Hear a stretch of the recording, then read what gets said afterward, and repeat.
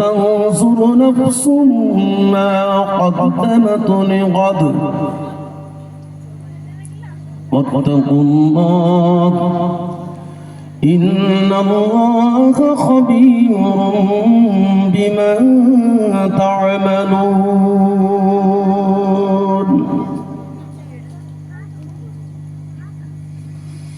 وقال النبي صلى الله تعالى عليه وسلم لا أجمع على عبد خوفين ولا أمنين من خافني في الدنيا أمنته في الآخرة ومن أمنني في الدنيا أخفته يوم القيامة.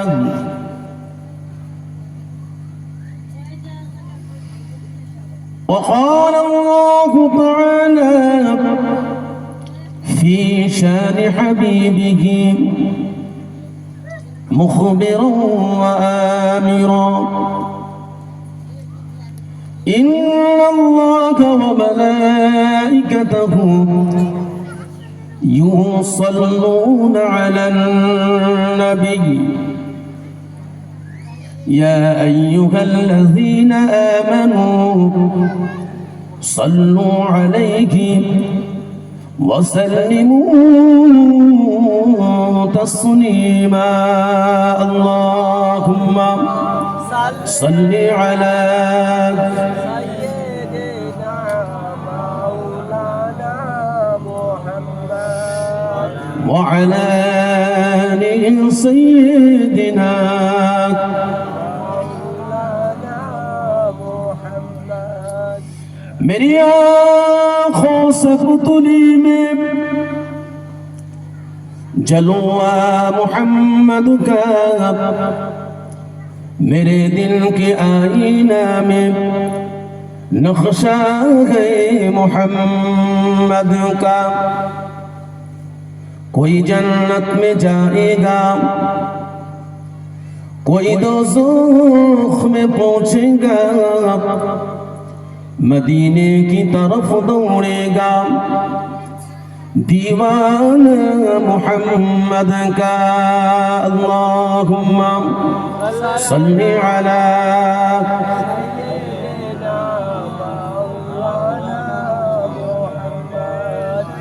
व अला आलि सय्यिदिना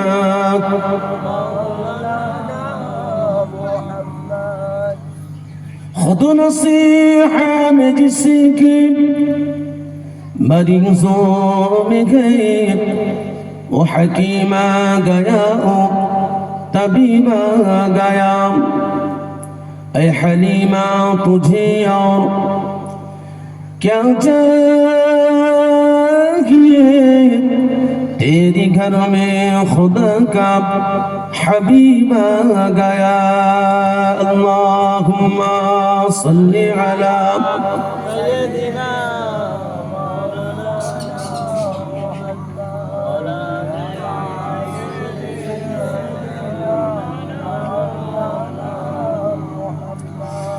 সিজদায় পড়ে কাঁদেন নবীজি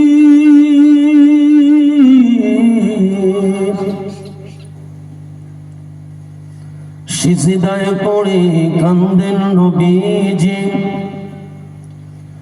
উম্মতের তরে জারে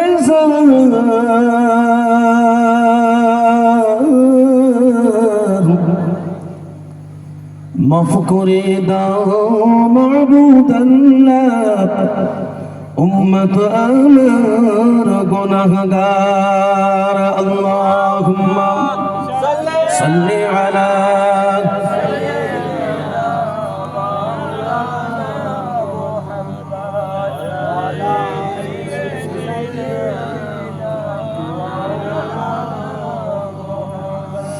গাছে চিনো মাছে চিনো গাছে চিনিলো মাছে চিনিলো চিনিল বনের গরিবী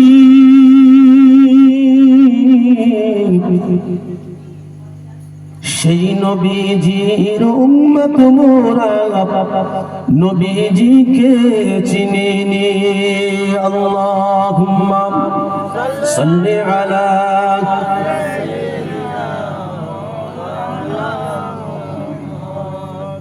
وعلى آل سيدنا مولانا محمد صلى الله عليه وسلم মুআজ্জাজ মুহতারাম সম্মানিত আপনাদের নির্বাচিত ইমাম সাহেব শ্রদ্ধেয় এই গ্রামের এবং আমন্ত্রিত ওলামায়ে হযরত আমার সামনে উপবিষ্ট শুধু দিনদার পরহেজগার আল্লাহওয়ালা বাবাজি সমবয়স্ক ভাইয়েরা ছোট ছোট বাচ্চারা পর্দার অন্তরালে পর্দা নসিনা ধার্মিকা আমার মা ও বোনেরা মহান রব্বুল আলামিনের দরবারে অসংখ্য শুকরিয়া যিনি আমাকে আপনাকে উত্তর চাকা যুবক বৃন্দের উদ্যোগে গ্রামবাসীর সহযোগিতায়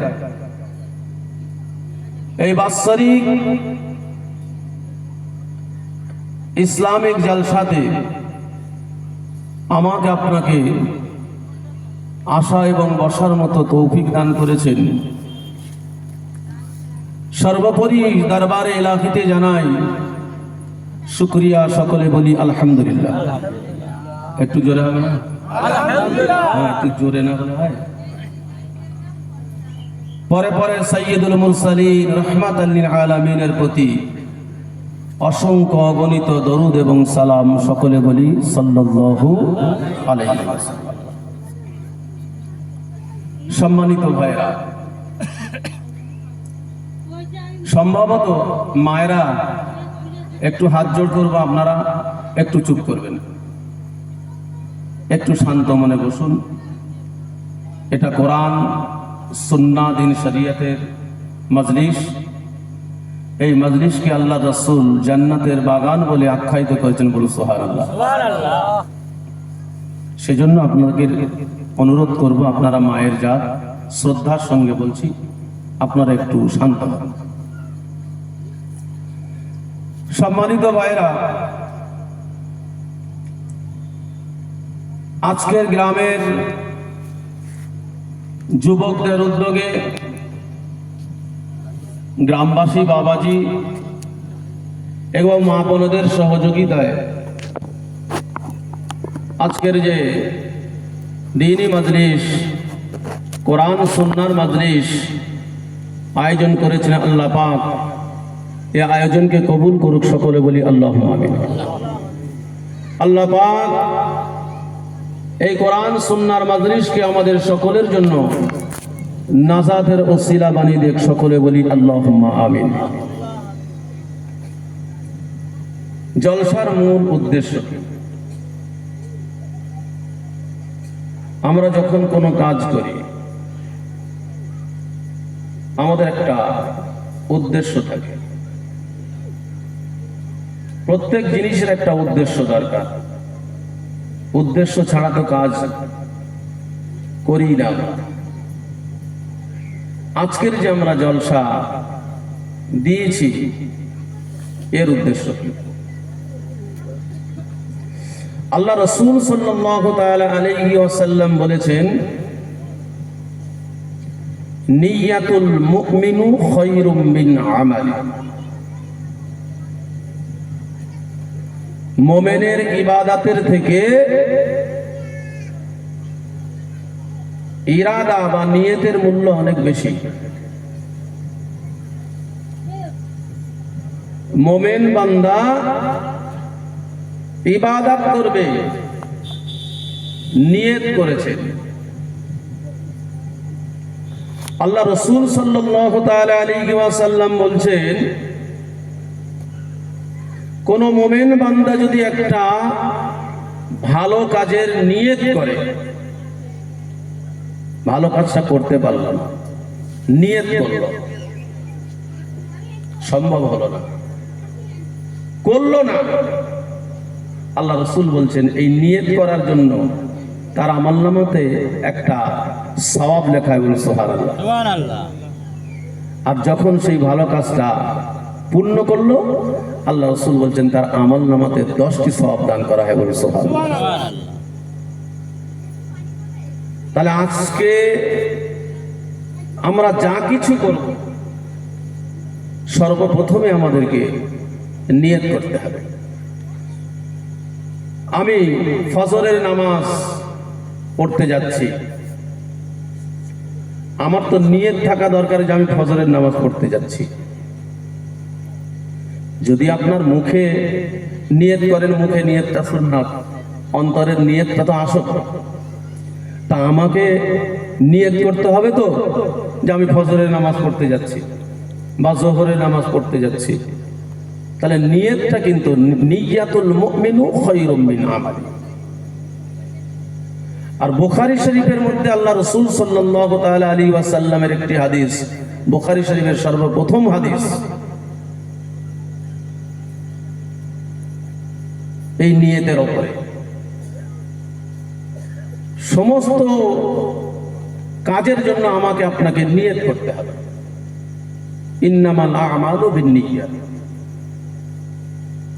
তো আজকের যে আমরা এই জলসা দিয়েছি সম্মিলিতভাবে, আলহামদুলিল্লাহ, আমি শুরু থেকে যা দেখে এসেছি, লাইটিং যা হয়েছে বা প্যান্ডেল, মাশাআল্লাহ মোটামুটি খারাপ হয়নি, টাকাটা তো কম খরচা হয়নি।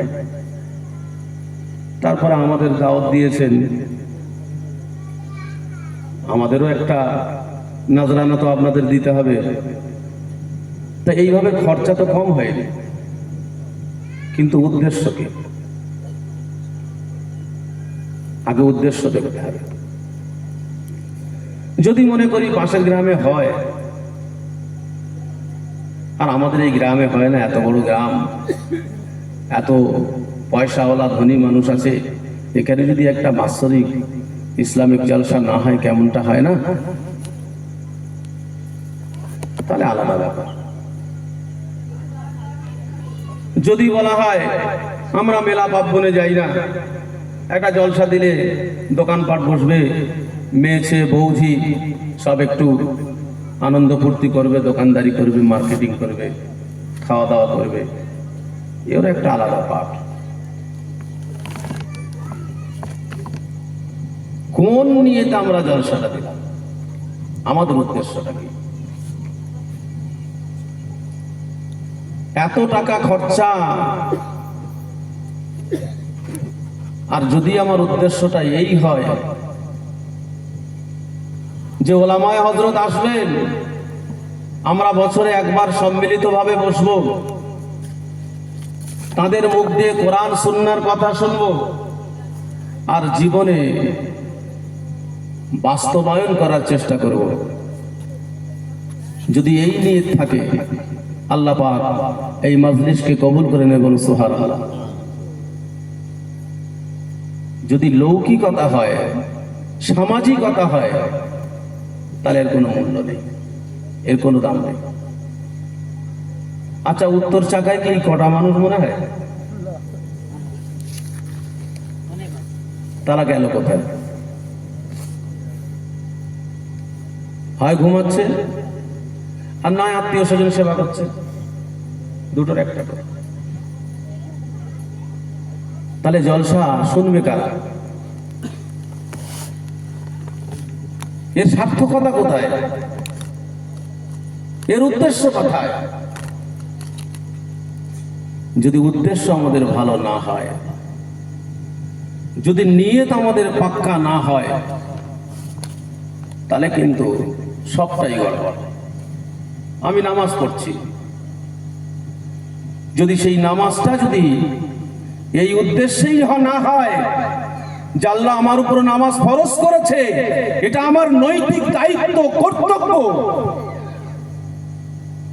আমাকে করতেই হবে। যদি এই নিয়েতে নামাজ না হয় তাহলে ও নামাজেরও মূল্য নেই। সমাজের চাপে, পরিবারের চাপে, লৌকিকতার জন্য, সামাজিকতার জন্য যা ইবাদত করবেন, কোন ইবাদতের কোনো মূল্য নেই। হতে হবে লিল্লাহিদের জন্য, আল্লাহর জন্য। সম্মানিত ভাইরা, বনি ইসরাইলের গোত্রের একজন মানুষ, আমি বলেন ওয়াজ কিন্তু এখন করছি না, আমি যে জায়গায় ছেড়ে আসছি ওয়াজ ওখান থেকে শুরু হবে। যে আয়াতে কারিমা আমি শুরু করেছি ওখান থেকে ওয়াজ শুরু করব। বনি ইসরাইল গোত্রের মানুষ একটা হাদিস আপনাদের কাছে বলেছি, নিয়াতুল মুমিনু খায়রুম মিন আমালি। মুমিনের ইবাদতের চাইতে আমালের চাইতে নিয়তের মূল্য অনেক বেশি। বনি ইসরাইল গোত্রের একজন মানুষ রাস্তা দিয়ে হেঁটে হেঁটে যাচ্ছেন। রাস্তার পাশে একটা বস্তির দিকে লক্ষ্য করলো। একটা বস্তির দিকে লক্ষ্য করে দেখতে পেলেন ওই বস্তিটার অবস্থা বড় করুণ। ওই বস্তিটার মানুষ অনাহারে দিন কাটায়, দুবেলা দুমুঠো অন্ন তাদের মুখে জোটে না। রাস্তা দিয়ে হাঁটতে হাঁটতে চলে যায়। তিনি দেখতে পাচ্ছেন বাচ্চারা ক্ষুধার জ্বালায় আর্তনাদ করছে।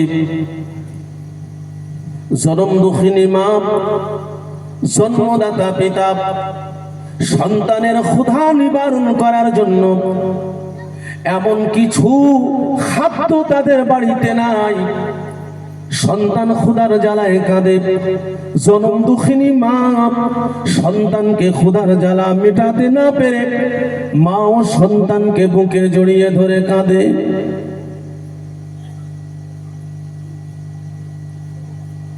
সন্তানের কিছু হলে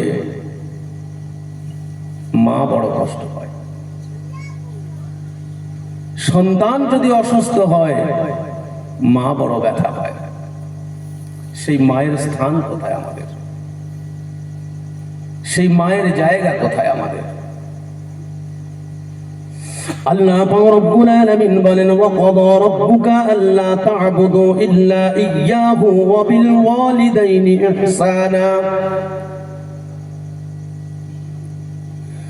রব্বুল আলামিন আল্লাহ পাক বলেন, হে পৃথিবীর মানুষ, আমি রব্বুল আলামিন দুনিয়ার জমিনেতে তোমাদের প্রেরণ করেছি। ওয়ামা খালাকতুল জিন্না ওয়াল ইনসা ইল্লা লিয়াবুদুন। আমি আল্লাহ পাক আল্লাহ তাআলা আমার ইবাদতের জন্য তোমাদেরকে সৃষ্টি করেছি, তৈরি করেছি। তবে আমার ইবাদত করার পরে তোমাদের নৈতিক দায়িত্ব, কর্তব্যটা কি? আমি আল্লাহ আমার হুকুম তোমরা শিরোধার্য করবে, আমার আদেশ তোমরা পালন করবে, আমার ইবাদত বندگی গুলো তোমরা যথাযথভাবে আদায় করবে। আমার ইবাদত করার পর, আমার সিজদা করার পর, আমার নামাজ আদায় করার পর, আমার হজ আদায় করার পর, আমার যাকাত আদায় করার পর, আমার রোজা আদায় করার পর আমি রব্বুল আলামিন আল্লাহ পাক তোমাদের কাছে জানতে চাই, আমার ইবাদতের পরে তোমাদের নৈতিক দায়িত্বটা কি? কি করবে তোমরা? আল্লাহ রাব্বুল আলামিন বলেন, এ পৃথিবীর মানুষ, আমি রব্বুল আলামিন আমি তোমাদেরকে জানিয়ে দিই আমার ইবাদত করার পর তোমাদের করণীয় কর্তব্যটা কি। ওয়াকাযা রাব্বুকা আল্লা তা'বুদু ইল্লা ইয়্যাহু ওয়া বিল ওয়ালিদাইনি ইহসানা। আমার বান্দা বান্দিরা, আমি রব্বুল আলামিন আমার ইবাদতের পরে, আমার হুকুমের পরে সর্বপ্রথম দায়িত্ব তোমাদের হবে তোমার পিতামাতার খেদমত করবে, তোমার পিতামাতাকে সম্মান করবে, তোমার পিতামাতাকে তাজিম করবে, তোমার পিতামাতাকে দেখভাল করবে। আমি আল্লাহর ইবাদতের পরে সর্বপ্রথম কাজ হবে তোমার এটাই। এটা হবে তোমাদের সর্বপ্রথম কাজ। কিন্তু সেই পিতামাতাকে বৃদ্ধ অবস্থায় যখন উপনীত হয়, সেই পিতামাতাকে আমরা কুত্তা বিড়ালের মতো শ্রদ্ধা করি। সেই পিতামাতার সঙ্গে আমাদের কোনো সম্পর্ক থাকে না। সেই পিতামাতা কি খাবে, কোথায় যাবে, কোথায় থাকবে, কি পড়বে, তার কোনো খোঁজ আমাদের থাকে না। বরং শাশুড়ি কি খাবে, শ্বশুর কি খাবে, শালি কি খাবে, শালা কি খাবে, সম্মানিত ভাইরা, সদ্য চলে গেল ঈদ উল ফিতরের দিন। জনম দুঃখিনী মা, গর্ভধারিণী মা, জন্মদাতা পিতা সন্তান কত কষ্ট করে লালন পালন করলো। 2.5 বছর নিজের রক্ত দিয়ে তৈরি দুগ্ধ পান করানো। রাতের বেলায় বিছানাতে পেচ্ছাপ করে পায়খানা করে, ভিজা বিছানা। মা চিন্তা করলো কোন জায়গাতে সব। জনম দুঃখিনী মা সন্তানকে হয়তো বুকের উপরে শুইয়ে রেখে ঘুম পাড়িয়ে দিল, না হয়তো বিছানাটা ভিজা উল্টে নিজে বিছানায় শুয়ে শুকনা জায়গাতে সন্তানকে ঘুম পড়ালো। দুনিয়ার জমিনেতে এমন নজির পাওয়া যায়। হামেলা মায়েরা যখন প্রসব করতে যায়,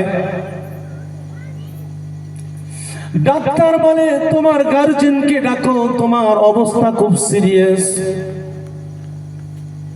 গার্জেন আর কে স্বামী গেল। ডাক্তার বলে দেখুন, হয় সন্তান বাঁচবে, না হয় মা বাঁচবে। এখন তোমরা ডিসাইড করো কোনটা করবে, হয় সন্তান নিতে হবে, না হয় মা নিতে হবে। খবরটা যখন মায়ের কানে পৌঁছে গেল, জনম দুঃখিনী মা বলে না না না, আমার প্রাণ যায় যাক, আমি দুনিয়াতে বাঁচতে চাই না। আমার সন্তান যেন না মারা যায়। ডাক্তার বাবু, আপনার ভাইয়ের পায়ে পড়ি, আমার সন্তানকে আপনি মারবেন না।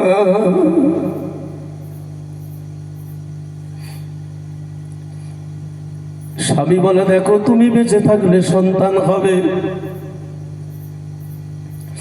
স্ত্রী বলে প্রাণের স্বামী, দুনিয়া তো আমি দেখলাম, সংসার জীবন কাটালাম, কিন্তু আমার এই সন্তান তো দুনিয়ার মুখ দেখে না। আমি আপনার কাছে অনুনয় বিনয় করি, আপনি আমার সন্তানকে হত্যা করবেন না। আমার জীবনের বিনিময়ে হলেও আপনি আমার সন্তানকে বাঁচানোর চেষ্টা করুন।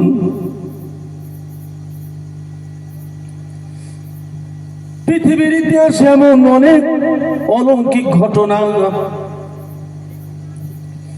সংবাদ মাধ্যমে, পেপার পত্রিতে আমরা অনেক সচক্ষে দেখতে পাই। অনেক মা প্রসব করতে গিয়ে মারা গেছে।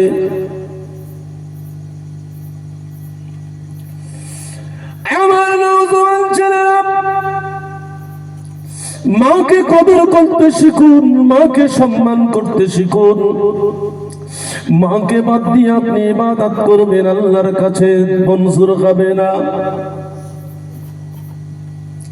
আল্লাহ রাসূল আল্লাহর হাবিব বলেন, এবং সাহাবায়ে কেরামরা শুনে রাখুন, আমি রাসূলুল্লাহ সাল্লাল্লাহু তাআলা আলাইহি ওয়াসাল্লাম তোমাদেরকে জানিয়ে দিই, যার উপরে পিতা মাতা খুশি তার উপরে আমার আল্লাহ খুশি। যার উপরে আমার তার পিতা মাতার নারাজি তার উপরে আমার আল্লাহর নারাজি। তোমরা তোমাদের পিতা মাতাকে নারাজি করে আল্লাহর জান্নাত পাওয়ার আশা করো না।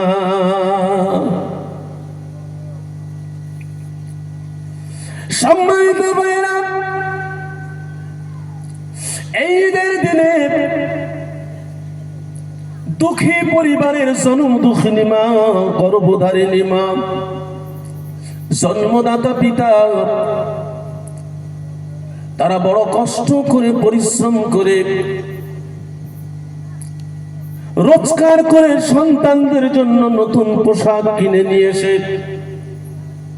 নিজেরা পুরানো পোশাক পরে ঈদগার ময়দানে চলে যায়। নতুন পোশাক সন্তানকে দেয় সন্তানের মুখে হাসি ফোটানোর জন্য। এই কপাল পোড়া সেই সন্তান আমরা ঈদের দিনে মায়ের জন্য একটা কাপড় জুটলো না, ঈদের জন্য বাবার জন্য একটা লুঙ্গি একটা গেঞ্জি জুটলো না, শাশুড়ির জন্য কাপড় কিনে পাঠিয়ে দেয়, শ্বশুরের জন্য পাঠিয়ে দেয়। সেই মা সেই বাবার খবর নেয় না। আমার মুসলমান ভাইরা, বনি ইসরাইল গোত্রের ওই মানুষটা দেখছেন, জনম দুঃখিনী মা সন্তানকে বুকিয়ে জোরে কাঁদছেন, কারণ সন্তানের ক্ষুধার জ্বালা মেটাতে পারে না। বনি ইসরাইল গোত্রের ওই মানুষটা দাঁড়িয়ে দাঁড়িয়ে দেখছেন, সেই করুণ অবস্থা সহ্য করতে পারছে না। আল্লাহকে বলছেন, আল্লাহ আপনি আমাকে কমজোর করেছেন, আপনি আমাকে দুর্বল করেছেন, আপনি আমাকে গরিব করেছেন। যদি ওই পরিমাণ অর্থ আমার কাছে থাকতো, যে পরিমাণ অর্থ এই বস্তির মানুষদেরকে অভাব ঘোচানো, এই পরিমাণ অর্থ যদি আমার কাছে থাকতো, আমার সমস্ত অর্থ দিয়ে হলেও এই বস্তির মানুষদের অভাব আমি ঘুচিয়ে দেওয়ার চেষ্টা করতাম। সুবহানাল্লাহ। আল্লাহ পাক রব্বুল আলামিন এই কথাতে বড় খুশি হয়ে গেলেন, এই কথাতে বড় সন্তুষ্ট হয়ে গেলেন। আল্লাহ পাক ফেরেশতাদেরকে ডেকে বলেন, আমার ফেরেশতারা, আমার একজন বান্দা, আমি তাকে দুনিয়ার জমিনেতে বড় গরিব করে পাঠিয়েছি, কিন্তু এই বস্তির দিকে তাকিয়ে তার গরিবের কথা ভুলে গিয়ে তার দুঃখে কাতর হয়ে করুণ কণ্ঠে আমি আল্লাহকে বলেছিল, আল্লাহ আমার যদি ওই পরিমাণ অর্থ হতো, যে পরিমাণ অর্থ এই বস্তির মানুষদেরকে অভাব ঘোচানো যেত, সমস্ত সম্পদ হলেও আমি এই গরিবি হটানোর জন্য আমি সমস্ত সম্পদ ব্যয় করে দিতাম। আমার বাস্তারা, আমি রব্বুল আলামিন আমি তাকে বড় গরিব করে দিয়েছি, অর্থ দেওয়ার মতো সামর্থ্য আমি তাকে রাখি না, কিন্তু সে নিয়ত করেছে ইখলাসের সাথে, আমি আল্লাহকে বলেছে, আমার ফেরেশতারা তোমরা সাক্ষী থেকে যাও, সাক্ষী থেকে দাও, আমি আল্লাহ পাক আল্লাহ তাআলা এই বস্তির মানুষকে যে পরিমাণ অর্থ দিলেন, এই বস্তির মানুষকে অভাব ঘোচানো যেত, ওই পরিমাণ অর্থ আমি আল্লাহর রাস্তায় সাদকা করলে যতটা সওয়াব হয়, আমি রব্বুল আলামিন অত পরিমাণ সাদকার সওয়াব আমি আল্লাহ আমার বান্দার আমলনামাতে দিয়ে দিলাম। আমি আমার বান্দার আমলনামায় দিয়ে দিলাম। নিয়াতুল মুমিনু খায়রুম মিন আমালি। আল্লাহ রাসূল বলছেন, ইবাদতের থেকে নিয়তের মূল্য অনেক বেশি। এবারে ভাবুন, আমরা যে জলসা দিয়েছি আমাদের নিয়ত কেমন হওয়া দরকার। সম্মানিত ভাইয়েরা, আল্লাহ পাক রব্বুল আলামিন বলেন, ইয়া আইয়ুহাল্লাযীনা আমানুত্তাকুল্লাহ, হে ঈমানদার বান্দারা, তোমরা আমি আল্লাহকে ভয় করো।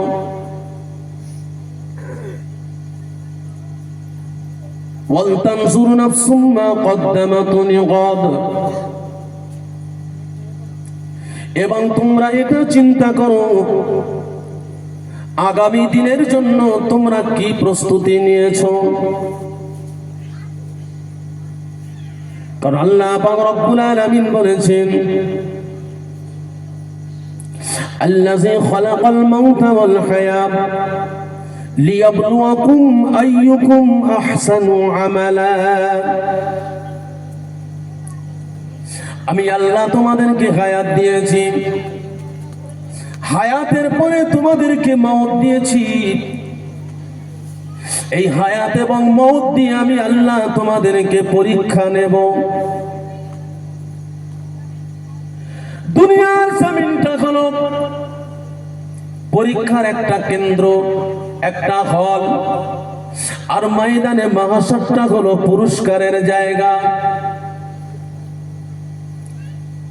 এজন্য তোমরা একটু চিন্তা করো, একটু ফিকির করো, তোমরা আগামী দিনের জন্য কি প্রস্তুতি নিয়েছো। আল্লাহ পাক আমার বলছেন, ওয়াত্তাকুল্লাহ, বান্দা তোমরা আমি আল্লাহকে অধিক পরিমাণ ভয় করো, ভয় করার মতো করো। আল্লাহকে কেমন ভয় করতে হবে? আল্লাহকে তো দেখা যায় না, আল্লাহকে তো ধরা যায় না, আল্লাহকে তো ছোঁয়া যায় না, আল্লাহকে কেমন করে ভয় করব? ওয়াত্তাকুল্লাহ, হে বান্দা তুমি আমি আল্লাহকে ভয় করার মতো করো। এখন বলুন, রমজানুল মুবারক তো সবে গেল, আল্লাহ পাক রব্বুল আলামিন বলেন, ইয়া আইয়ুহাল্লাযীনা আমানু কুতিবা আলাইকুমুস সিয়াম কামা কুতিবা আলাল্লাযীনা মিন ক্বাবলিকুম লাআল্লাকুম তাত্তাকুন। এখানেও আল্লাহর ভয়।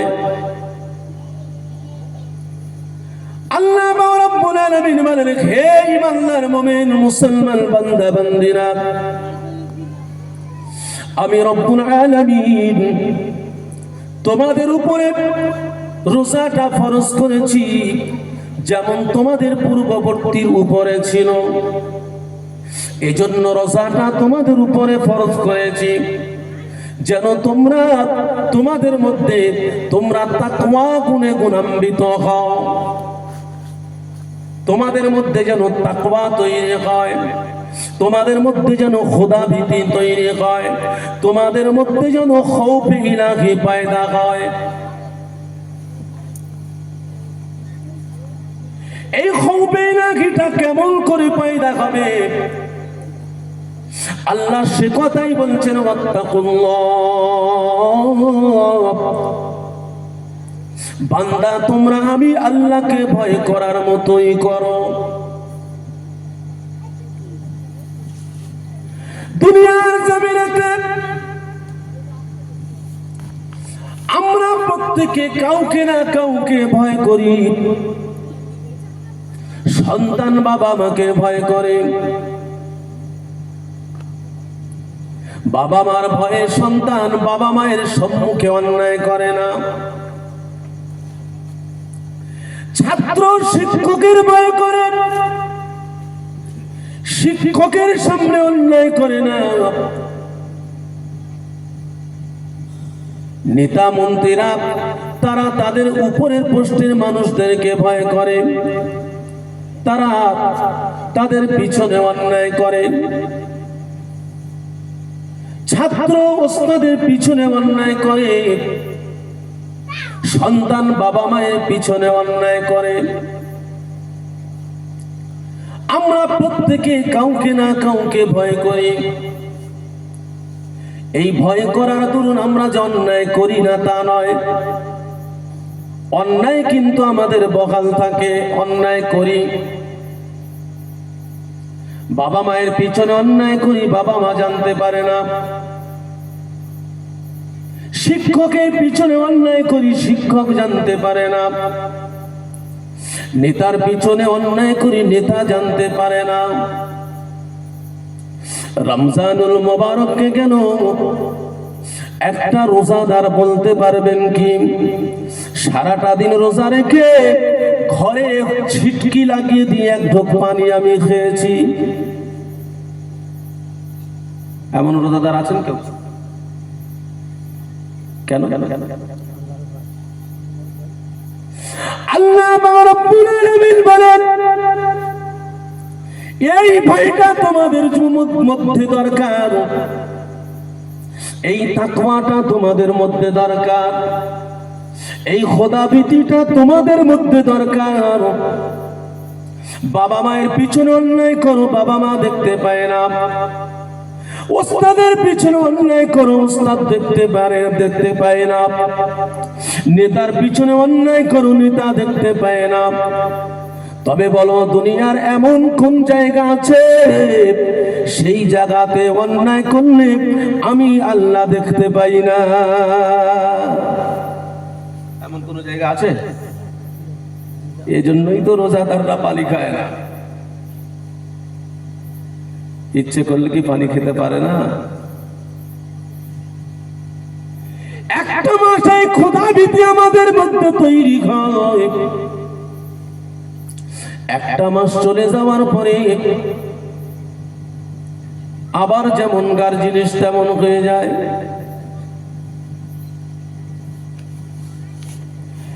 আল্লাহ রাব্বুল আলামিন বলেন, এই বান্দার বান্দা বান্দিরা, আমি রব্বুল আলামিন আল্লাহ পাক একটা মাস রোজা তোমাদের মধ্যে দিলাম। এই একটা মাস রোজা দিয়ে একটা মাস পর তোমাদেরকে অনুশীলন করালাম, তোমাদের প্র্যাকটিস করালাম, তোমাদের শিক্ষা দিয়ে দিলাম আমি আল্লাহকে তোমরা কিভাবে ভয় করবে। এটা হলো তোমাদের প্র্যাকটিক্যাল একটা শিক্ষা, এটা তোমাদের অনুশীলন। এইভাবে তোমরা 11টা মাস চলবে। আমি রব্বুল আলামিন একটা মাস রোজা দিয়ে আমার তাকওয়াটা তোমাদেরকে শিখিয়ে দিলাম, সবরটা তোমাদেরকে শিখিয়ে দিলাম, নিষ্ঠা তোমাদেরকে শিখিয়ে দিলাম, একতা তোমাদের শিখিয়ে দিলাম, খোদা ভীতিটা তোমাদেরকে শিখিয়ে দিলাম।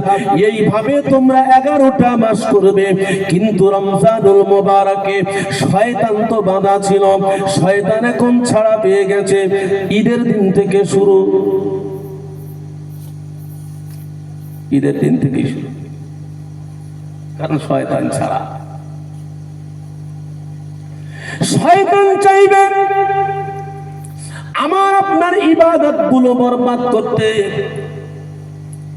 শয়তান চাইবে আমার আপনার ইবাদত গুলো নস্যাৎ করে দিতে। ইন্নাশ শাইতানা লিল ইনসানি আদুউম মুবিন। আল্লাহ বলছেন শয়তান তোমাদের প্রকাশ্য শত্রু, সেই শয়তানের প্রলোভনে তোমরা পড়ো না। কিন্তু শয়তান সর্বদা আমাদেরকে আশ্বাসা দেয়, কিন্তু এই শয়তানের প্ররোচনা কেড়িয়ে আমরা যখন আল্লাহ পাওয়ার তালাশ করি, আল্লাহ পাক রব্বুল আলামিন ওয়াদা করেছেন ওয়া কানা হাক্কান আলাইনা নাসরুল মুমিনিন। আল্লাহ পাক রব্বুল আলামিন বলেন বান্দারে আমাকে পাওয়ার জন্য, আমাকে সন্তুষ্ট করার জন্য, আমাকে খুশি রাজি করার জন্য যখন তোমরা আমার দিকে রওনা হও, আমার অনুসন্ধান করতে থাকো, সমস্ত বাধা বিপত্তিকে এড়িয়ে তোমরা যখন আমাকে তালাশ করতে থাকো, আমি রব্বুল আলামিন আল্লাহ পাক তোমাদের সাহায্য করা, মদত করাটা আমি আল্লাহ আমার উপরে ওয়াজিব হয়ে যায়। ওয়া কানা হাক্কান আলাইনা নাসরুল মুমিনিন। নামাজের রাস্তা দিয়ে নামাজ পড়তে যাচ্ছেন, ফজরের নামাজের জন্য নামাজি যখন রাস্তা দিয়ে নামাজ পড়তে যায়, রাস্তায় পা পিছলে পড়ে গেলেন, নামাজের শরীরে কাপড়গুলো নোংরা হয়ে গেল, নামাজি আবার বাড়িতে চলে যায়, বাড়িতে গিয়ে আবার কাপড়টা পাল্টে আবার মসজিদের দিকে রওনা হয়। ঘটনাক্রমে মসজিদে যেতে যেতে আবারও পা পিছলে পড়ে যায়, আবার কাপড়টা নোংরা হয়ে যায়, আবার দৌড়ে গিয়ে বাড়িতে গিয়ে আবার কাপড় পাল্টে চলে আসে। এমন সময় দেখতে পাওয়া যায় আগন্তুক একজন ব্যক্তি লণ্ঠনের আলো দিয়ে নামাজিকে আস্তে আস্তে আস্তে আস্তে মসজিদের দিকে নিয়ে যায়। বলুন সুবহানাল্লাহ। কারণ অন্ধকারের রাত, পা পিছলে দুবার পড়ে গেছেন, তৃতীয়বার আবার কাপড় পাল্টে মসজিদে যাচ্ছেন। একজন মানুষ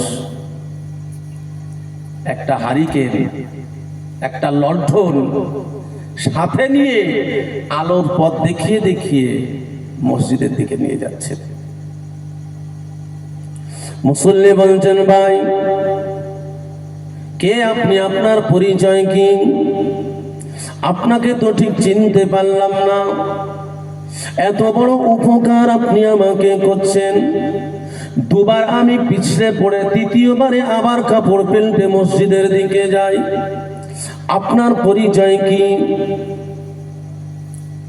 আগন্তুক ব্যক্তি বলেছিলেন আমি অন্য কেউ নয়, তুমি আমাকে চিনতে পারবে না, আমি গোলাম আযাজিল শয়তান, আমি ইবলিস। বলে তোমার কাজ তো নামাজ বন্ধ করা, তুমি আমার নামাজে যাওয়ার জন্য বাতি নিয়ে মসজিদে আগিয়ে দিচ্ছ কেন, কি ব্যাপার?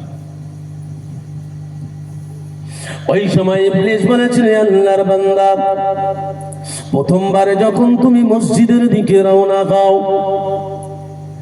আমি তোমাকে এই রাস্তার মধ্যে ফেলে দিয়েছিলাম, তুমি যখন আবার বাড়িতে গিয়ে কাপড় পাল্টে আবার আসো, আমি আবার তোমাকে ফেলে দিয়েছিলাম। আমি মনে করলাম তুমি আর মসজিদের দিকে যাবে না। আবার যখন তুমি দ্বিতীয়বারে মসজিদে যাওয়ার জন্য বাড়িতে চলে গেলাম, আমি আর সহ্য করতে পারলাম না, আমি এজন্য তৃতীয়বার তোমাকে ফেললাম না। আবার যদি তুমি পা পিছলে পড়ে যাও, এজন্য লণ্ঠন নিয়ে আলোতে পথ দেখিয়ে দেখিয়ে তোমাকে মসজিদে পৌঁছে দেব। বলে কি ব্যাপার, তুমি এমন উপকার আমাকে কেন করলে?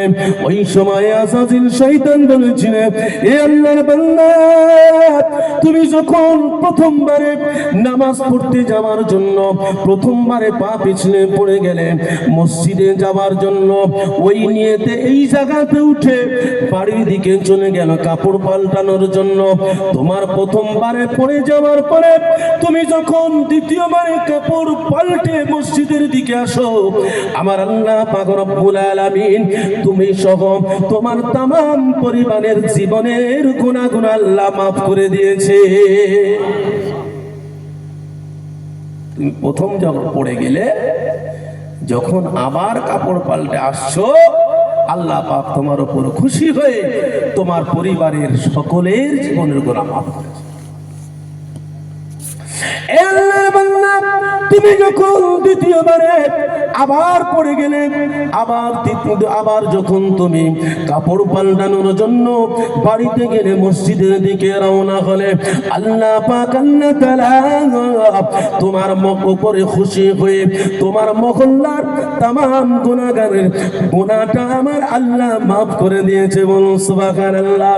কিন্তু না না না, তৃতীয়বারে তুমি যাতে পড়ে না যাও, ফের যদি তৃতীয়বারে পড়ে যাও, চতুর্থবারে যদি তুমি ওই কাপড়টা পাল্টে মসজিদের দিকে চলে যাও, আল্লাহ পাক তোমার উপরে খুশি হয়ে হয়তো তামাম মুমিনের জীবনের গুনাহটা মাফ করে দিতে পারে।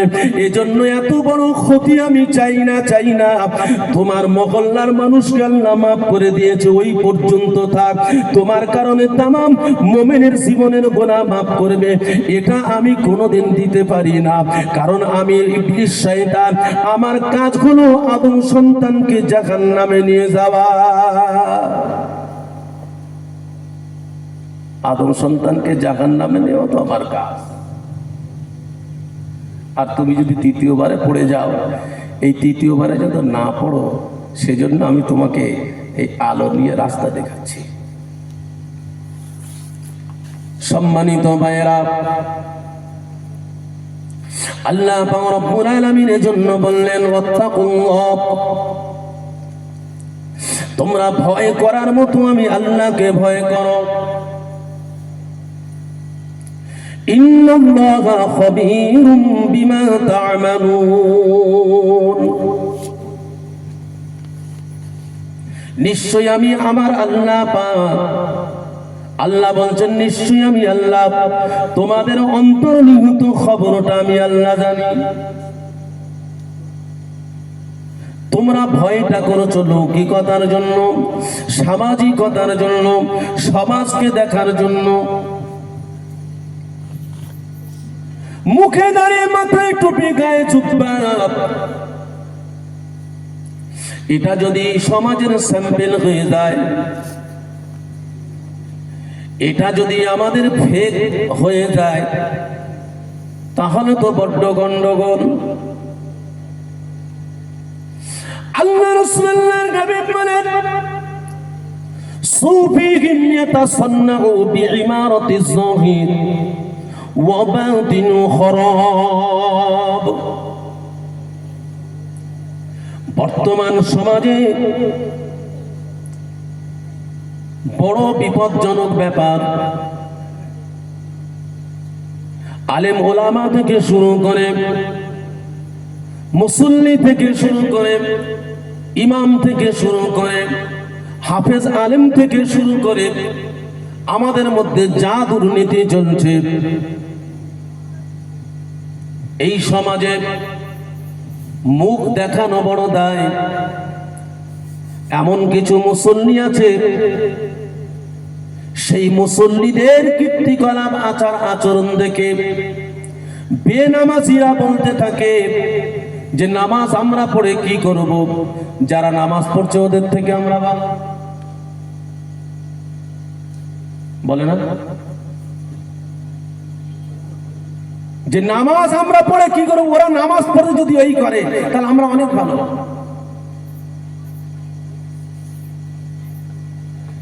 আল্লাহ রাসূলুল্লাহর নবী বলেন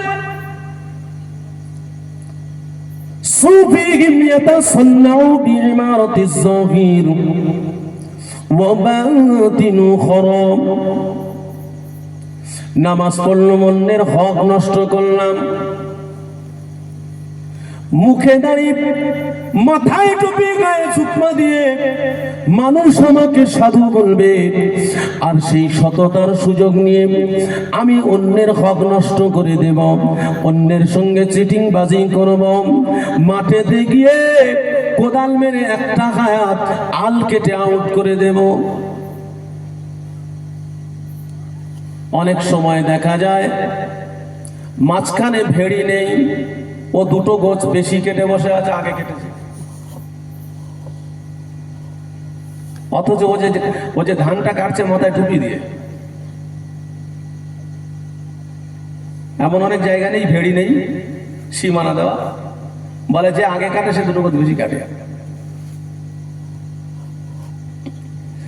আল্লাহ রাসূলুল্লাহর হাবিব বলেন সুফিহিম ইয়াতাসান্নাউ বিইমারাতিজ যাহির ওয়া বাতিনু খারাব।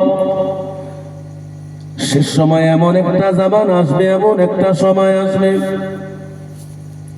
মানুষের চেহারা দেখে সুফি মনে হবে, দরবেশ মনে হবে, মুসল্লি মনে হবে, আলেম মনে হবে, হাফিজ মনে হবে, ইমাম মনে হবে।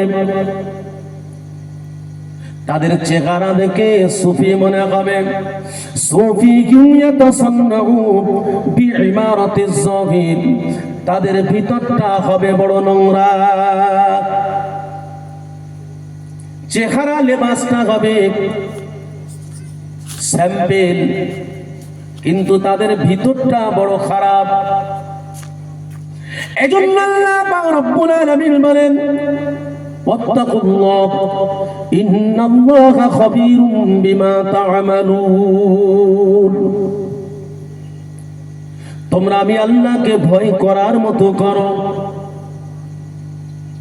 কারণ আমি আল্লাহ তোমাদের অভ্যন্তরীণ সমস্ত খবরাখবর জানি। ওয়াল তানজুরু নাফসুম মা কদ্দামাত লিগাদ,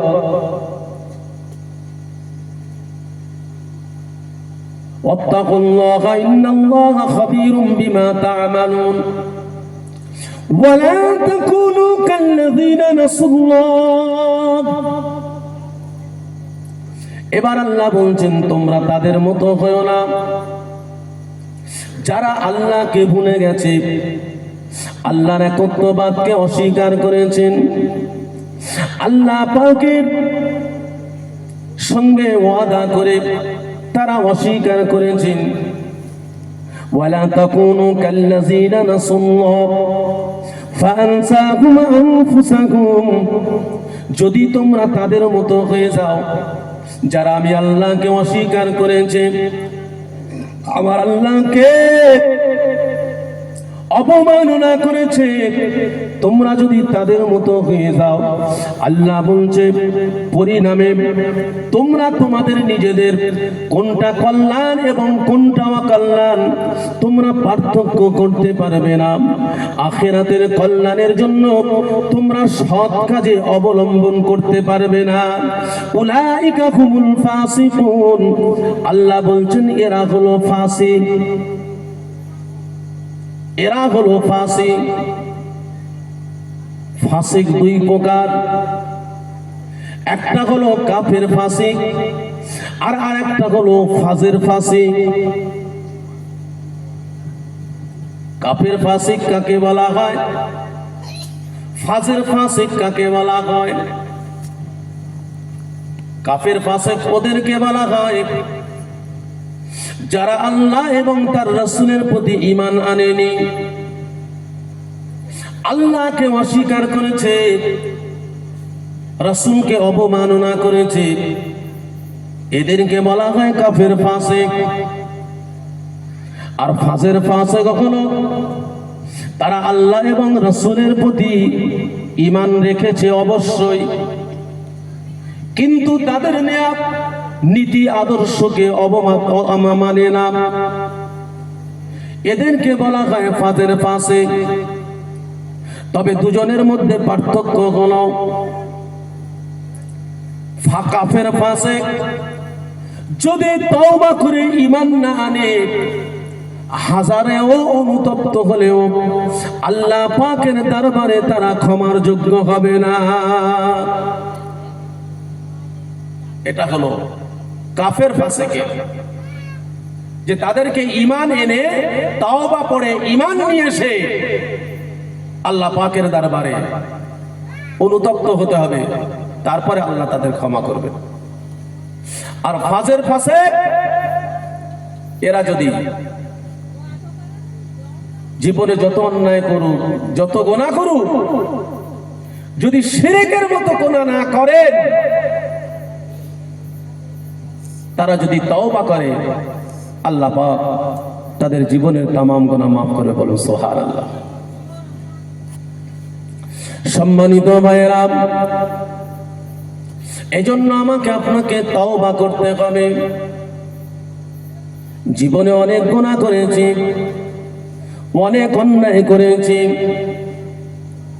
আল্লাহর চোখকে ফাঁকি দিয়ে মনে করেছি আল্লাহ দেখতে পায় না। এমন অন্যায় অপরাধ আমরা করেছি, সেই অপরাধের বিনিময়ে আমাকে আপনাকে তওবা করতে হবে। যদি তওবা করে না মারা যায়, আমার আপনার পরিণতি কিন্তু করুণ হয়ে যাবে। আল্লাহ রাসূলের হাবিব বলেন, লা আজমাউ আলা আবদি খাউফাইন ওয়ালা আমনাইন, মান খাওফানি ফিদ দুনিয়া আখাফতুহু ইয়াওমাল কিয়ামাহ। আল্লাহ রাসূলের হাবিব বলেন, আমার সাহাবায়ে কিরামরা শুনে রেখে দাও, জেনে রেখে দাও,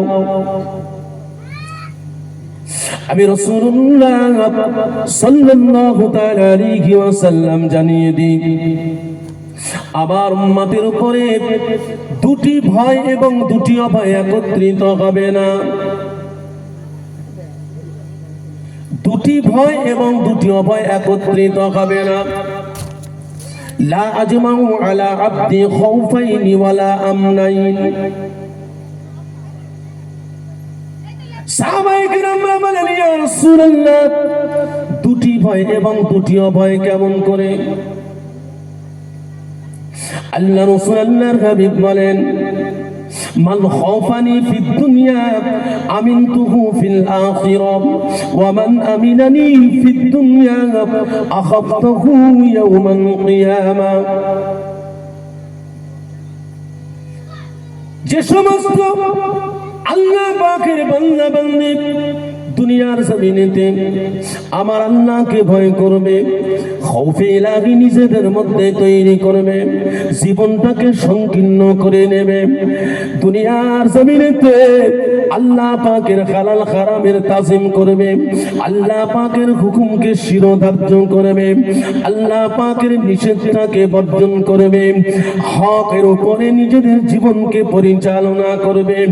সেই জীবন পরিচালনা করতে গিয়ে দুনিয়ার জমিনেতে বড্ড পরিশ্রম করবে, অনেক পরিশ্রমের মধ্যে জীবন পরিচালনা করবে, দুনিয়ার জমিনে কষ্ট সহ্য করবে, তারা ক্ষুধার জ্বালা সহ্য করবে, অন্যের জ্বালা সহ্য করবে, বস্ত্রের জ্বালা সহ্য করবে, গৃহের জ্বালা সহ্য করবে। তাদের মধ্যে থাকবে না লোভ, তাদের মধ্যে থাকবে না লালসা, তাদের মধ্যে থাকবে না কোন রকমের হিংসা বিদ্বেষ, তাদের মধ্যে থাকবে শুধু আল্লাহর ভয়, আল্লাহর ভয়, শুধু আল্লাহর ভয়। কারণ একদিন তাদেরকে ময়দানে মাহশরে হাজির হতে হবে। আল্লাহ রাসূলুল্লাহ হাবিবকে শেরে খুদা হযরত আলী কাররামুল্লাহ ওয়াজহু বলেছিলেন, ইয়া রাসূলুল্লাহ, ইয়া হাবিবাল্লাহ, হুজুর আমি আলী আমার জন্য কিছু উপদেশ দেন। আমি আলীর জন্য উপদেশ দেন। আল্লাহ রাসূল বলেন, বাবা আলী, তোমার নজরটা সব সময় নিচের দিকে রেখো। তোমার নজরটা সব সময় নিচের দিকে রেখো, তোমার নজরটা উপরের দিকে করো না। যখন তোমার নজরটা উপরের দিকে চলে যাবে, তোমার মধ্যে লোভ তৈরি হবে, তোমার মধ্যে লালসা তৈরি হবে, তোমার মধ্যে থেকে খৌফে ইলাহিটা উধাও হয়ে যাবে। তোমার নজরটা নিচের দিকে রেখো। আল্লাহর প্রশংসা, আল্লাহর নিয়ামতের কাছে তোমার মাথা নত হয়ে যাবে। বলুন সুবহানাল্লাহ। আল্লাহ রাসূল বলেন, এজন্য আমি রাসূলুল্লাহ তোমার নজরটা নিচের দিকে রাখতে বলেছি। তুমি যখন তোমার নজরটা উপরের দিকে রাখবে, তুমি টালির ঘরেতে বসবাস করো, তোমার পাশে একজন ছাদ দেয়া বাড়ি করেছে, তোমার মনে লোভ জন্মাবে, লালসা জন্মাবে। আরে আমি তো টালির ঘরে আর কতদিন বাস করব, আমার বাড়ির পাশে আমার ভাই ছাদ দেয়া বাড়ি করেছে, আমাকে ছাদ দেয়া বাড়ি করতে হবে। এই লোভ তোমার মধ্যে তৈরি হয়ে যাবে। তখন তোমার ইনকামের জন্য, তোমার আয়ের জন্য তুমি হকটা ছেড়ে দিয়ে না হকের দিকে দৌড়াবে। কিন্তু তোমার নজরটা যখন নিচের দিকে থাকবে, তুমি একতলা বাড়ির উপরে বসবাস করো, তোমার একটা ভাই টালির বাড়িতে বসবাস করে, তুমি তার দিকে তাকিয়ে দেখো, এই আয়লা হয়ে গেল, লাইলা হয়ে গেল, কত কি হয়ে গেল। ঝড়ের কাপড়ে টালি উড়ে যায়, দেয়াল ভেঙে যায়, কিন্তু তোমার একতলা ছাদের বাড়ি, তুমি একদম স্টিক আছো, তোমার উপরে কোনো বিপদ আসে না। ওই টালির বাড়ি যে মানুষটা বিপদগ্রস্ত হয়ে গেছে, তুমি ওই দিকে তাকাও, আল্লাহ পাকের শুকর নেমে আসবে। আল্লাহ, আপনি আমাকে বিপদ থেকে রক্ষা করেছেন, আমার একতলা ছাদের বাড়ি দিয়েছেন, কিন্তু আমার ভাই টালির বাড়িতে বসবাস করে। আমি আপনার কাছে লাখো শুকরিয়া আদায় করে, আপনি আমার ওই ভাইয়ের থেকে আমার অনেক ভালো রেখেছেন। আল্লাহ রাসূলুল্লাহর হাবিব বলেন, আলী তুমি তোমার নজরটা নিচের দিকে রেখো, তোমার মধ্যে শুকর নেমে আসবে।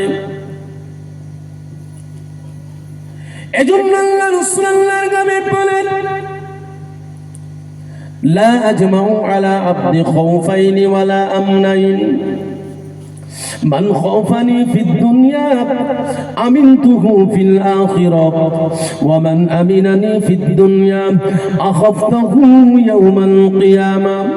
যারা দুনিয়ার জমিনেতে আমার আল্লাহর ভয়ে ভীত সন্তুষ্ট হয়ে দুনিয়ার জীবনেতে কষ্ট সহ্য করবে, কষ্টের মধ্যে দিয়ে জীবন যাপন করবে, বেলা মুসিবতের মধ্যে দিয়ে আমার আল্লাহ পাকের ইবাদত বান্দেগি করবে, জাহান্নামের ভয়, আযাবের ভয়, কবরের ভয়, পুলসিরাতের ভয় করবে, দুনিয়ার জমিনেতে ভীত সন্তুষ্ট থাকবে, সদা সর্বদা পানা চাইবে, আমার আল্লাহ পাকের দরবারে রোনাজারি করবে, কাঁদাকাটি করতে থাকবে।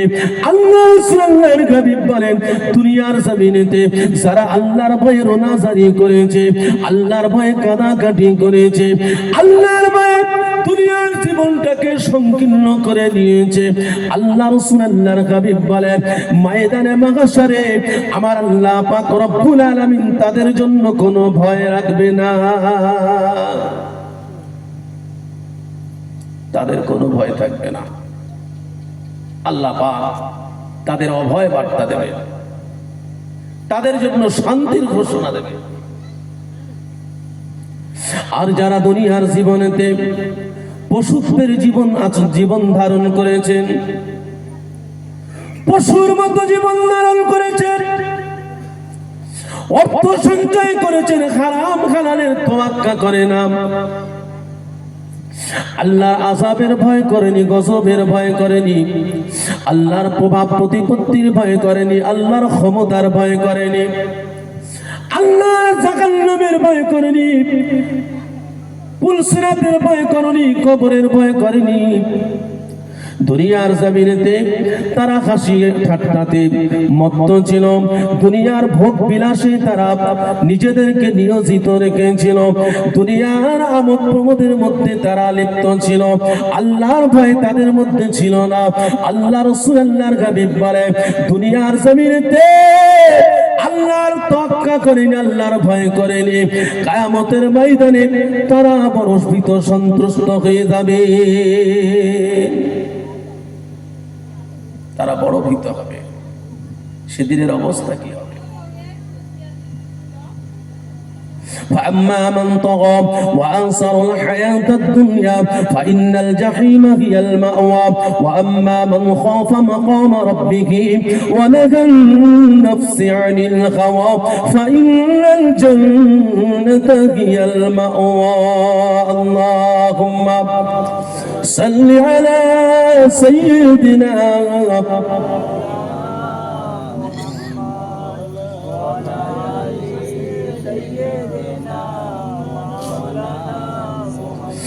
আজও দেখি নমুনা, আজও দেখি নমুনা, কাল শুনি বর্ণনা, নূরেতে গুঞ্জার মদিনা। আজও দেখি নমুনা, কাল শুনি বর্ণনা, নূরেতে গুঞ্জার মদিনা। মদিনার এই মাটি যত দেখিতে ওই চাঁদের মতো, মদিনার ওই মাটি যত দেখিতে ওই চাঁদের মতো, ফুল বাগানের ফুলের মতো, ফুল বাগানের ফুলের মতো, খুরমা খাজুর বেদানা, নূরেতে গুঞ্জার মদিনা। আজও দেখি নমুনা, কাল শুনি বর্ণনা, নূরেতে গুঞ্জার মদিনা। মদিনার এই হাওয়া যত মেশকে আম্বারের মতো, মদিনার এই হাওয়া যত মেশকে আম্বারের মতো, সেই খাবারে খুশবু পেয়ে, সেই খাবারে খুশবু পেয়ে মন হয়েছে দিওয়ানা, নূরেতে গুঞ্জার মদিনা। আজও দেখি নমুনা, কাল শুনি বর্ণনা, নূরেতে গুঞ্জার মদিনা। আজও দেখি নমুনা, কাল শুনি বর্ণনা, নূরেতে গুঞ্জার মদিনা। মদিনার এই পাক মাটিতে নূরের নবী শুয়ে আছেন, মদিনার এই পাক মাটিতে নূরের নবী শুয়ে আছেন। কত কাজে কাজে গেল সীতা, কত কাজে কাজে গেল সীতা, মোদের যাওয়া হলো না, নূরেতে গুঞ্জার মদিনা। আজও দেখি নমুনা, কাল শুনি বর্ণনা, নূরেতে গুঞ্জার মদিনা। আল্লাহুম্মা সাল্লি আলা।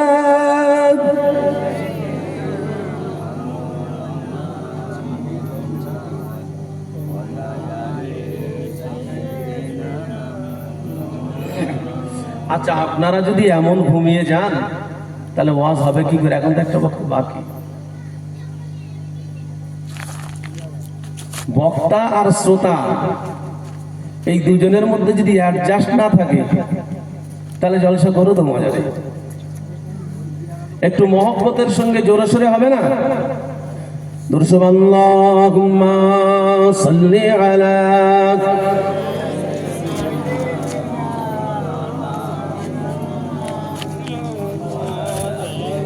وعلى آل سيدنا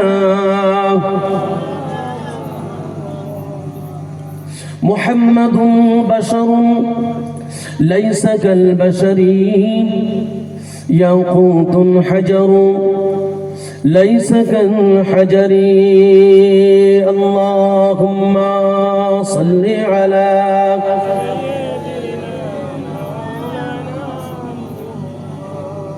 وعلى آل سيدنا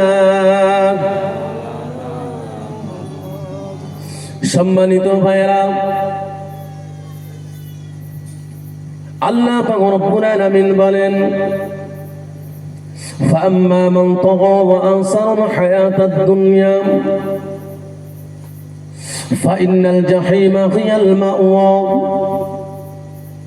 وأما من خاف مقام ربه ونهى النفس عن الهوى فإن الجنة هي المأوى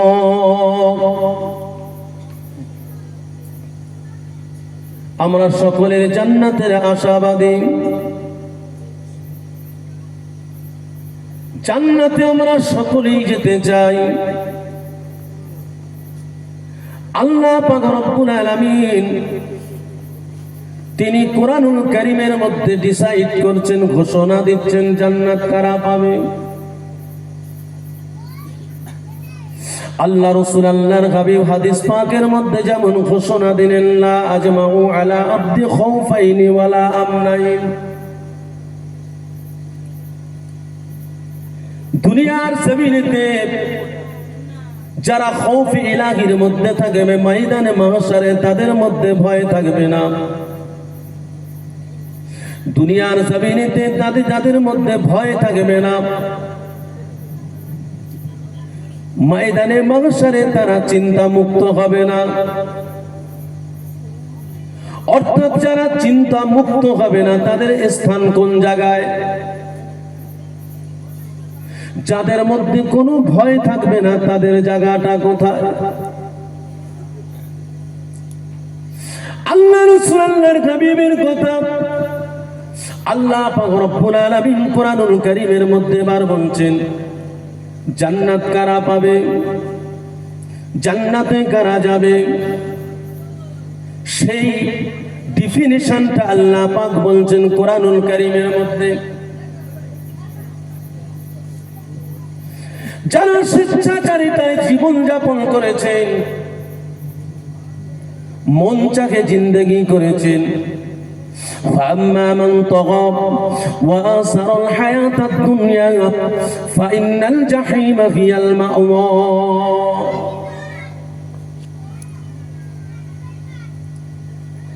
যারা নফসের উপর অত্যাচার করেছে, নফসের খিয়ানত করেছেন,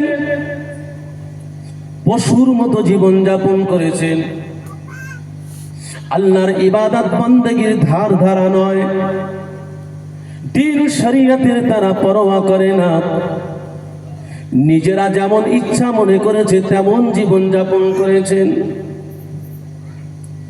কিন্তু আবার আল্লাহ পাক রব্বুল আলামিন এই দুনিয়ার জমিনেতে আমাকে আপনাকে পাঠিয়েছেন তারই অধীনে। তার ইচ্ছার বিরুদ্ধে আমাদের কারো যাওয়ার মতো কোনো ক্ষমতা নাই। যদি বলেন আল্লাহর ইচ্ছার বিরুদ্ধে আমি যাব,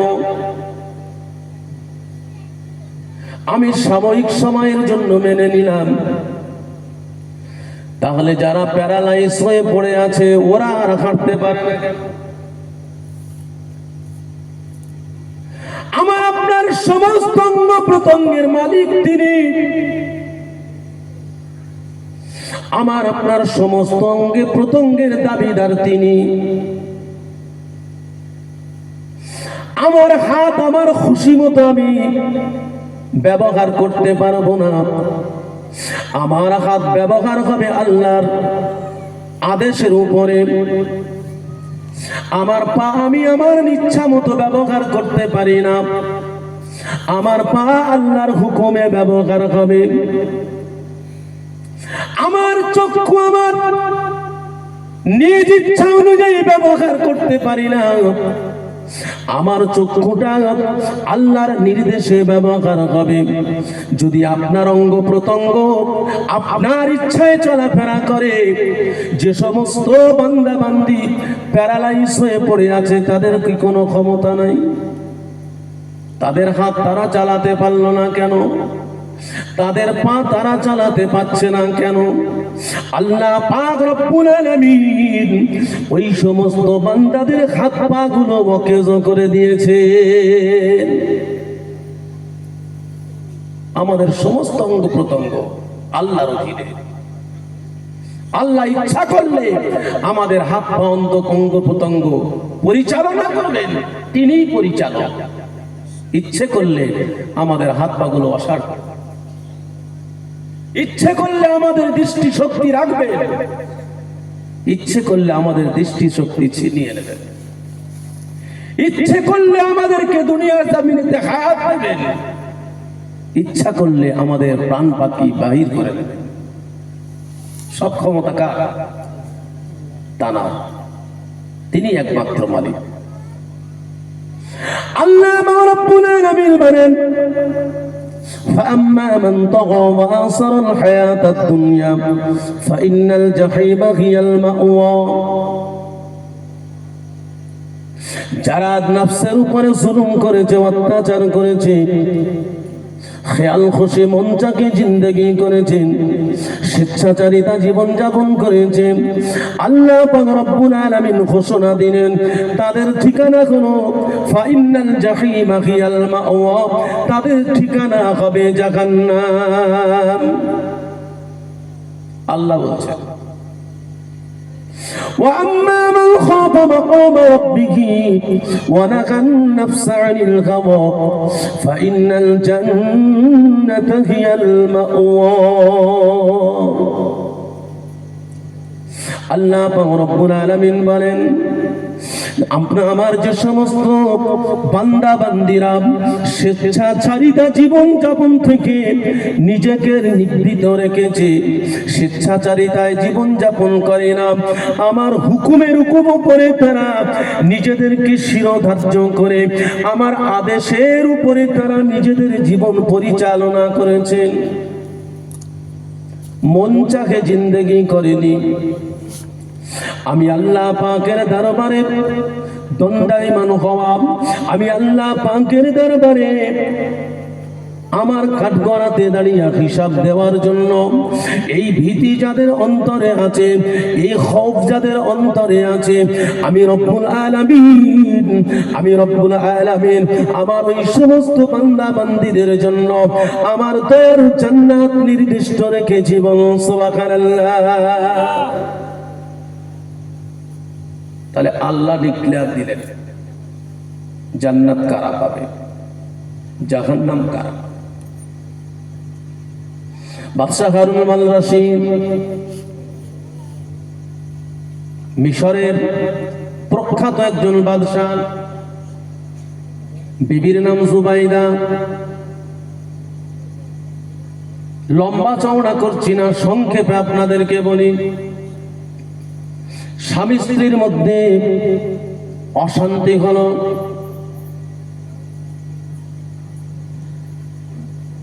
জুবাইদার স্বামীকে লক্ষ্য করে বললেন, স্বামী আপনাকে দেখে মনে হয় আপনি একজন জাহান্নামী।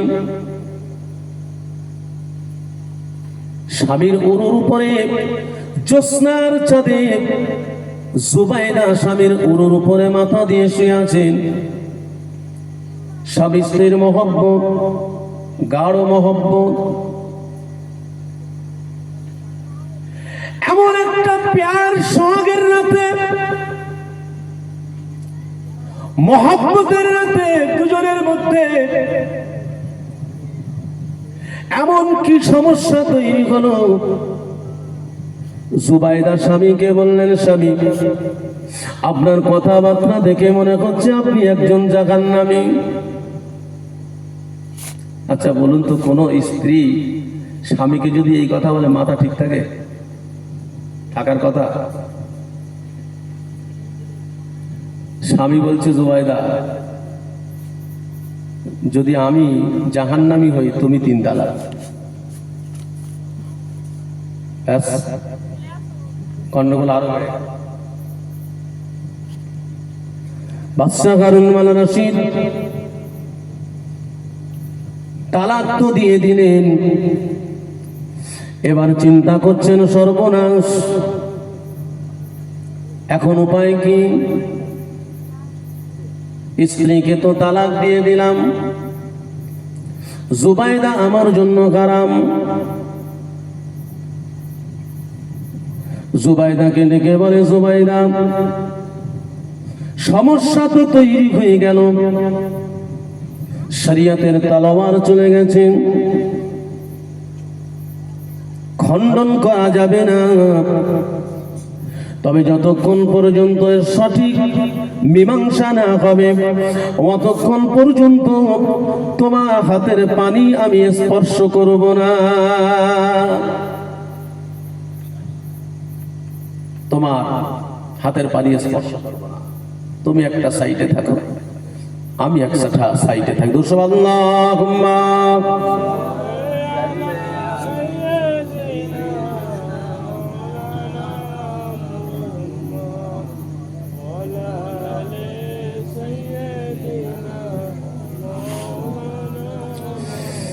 পাইলে নিরালাই বলবি, পাইলে নিরালাই,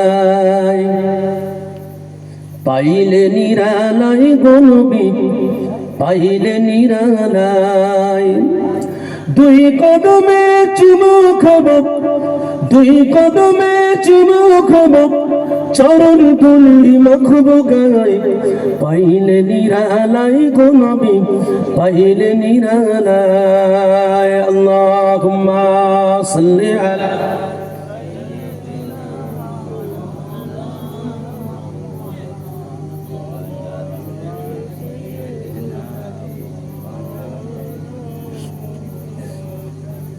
দোষ। আল্লাহুম্মা সাল্লি আলা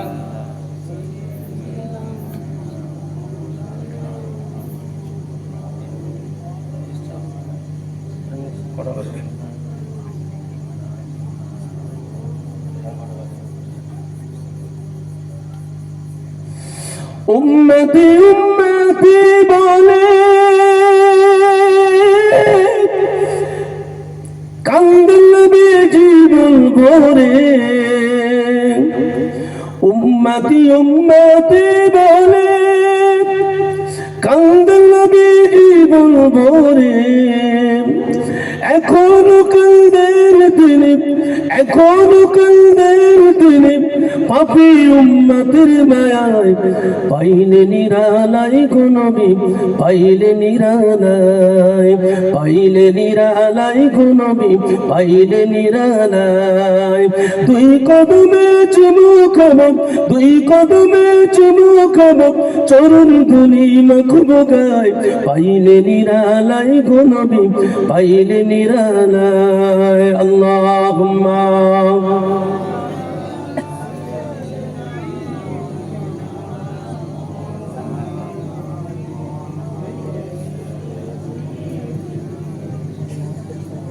সম্মানিত ভাইরা,